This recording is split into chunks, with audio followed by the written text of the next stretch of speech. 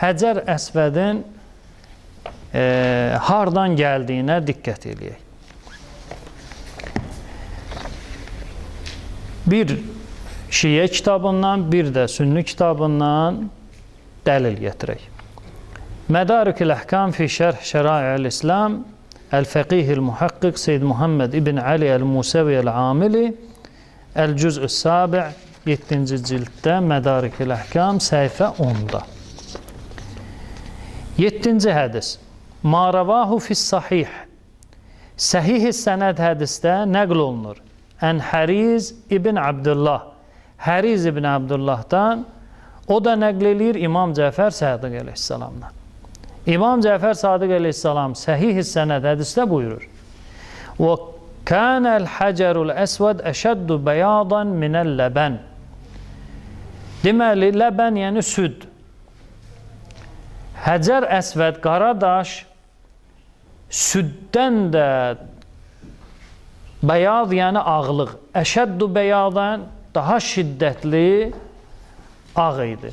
Yəni çox nurlu bir cism idi. Fələvlə ma məssəhu min ərcasil cahiliyyəh ma məssəhu zu ahətin illə bəriə biiznillah.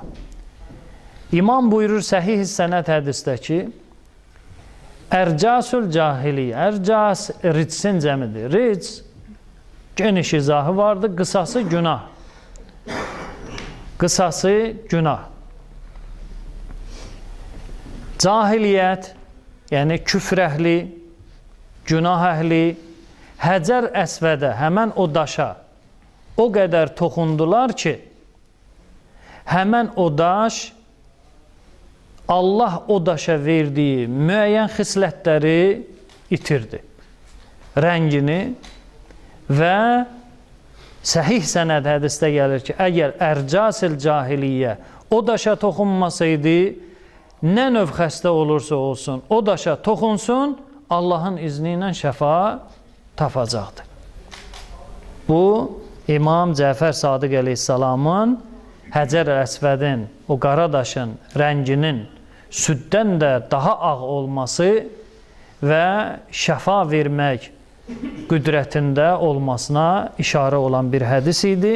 Səhih sənəd hədis. Bu, bizim Əhl-i Beyt yolu ilə bizə yetişən bir hədis. İndi gələyün digər məzhəblərdən də bir hədis oxuyacağım.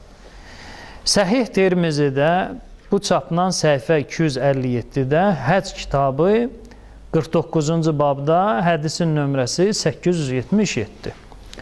Deməli, İbn Abbas Allah Rəsulundan nəql edir. Allah Rəsulu buyurdu, Nəzələl həcərul əsvəd minəl cənnət. Həcər Əsvəd cənnətdən gələn bir daşdır. Və huvə əşəddu bəyadan minəl ləbən. Cənnətdən nazil olan vaxtı süddən də daha ağ idi rəngi. Fəsəvvədəthu xataya bəni Adəm. Adəm evladının günahları ona toxunmaqla onun o nurluğunu, ağlığını aradan apardı. Onu qaraltdı. Və hədisin sənədi də Həsənun sahih. Həsən səhihdir. Deməli, biz bildik ki, Həcər Əsvəd əslində qara olmayıb, qara daş deyil. Həcər Əsvəd cənnətdən gəlib, rəngi ağlıqda daha şiddətli olub, nurlu olub və şəfa vermək Allah Teala ona bir növ səlahiyyəti də verib. Bu, Həcər Əsvədin mənşəyi və müəyyən xislətdir.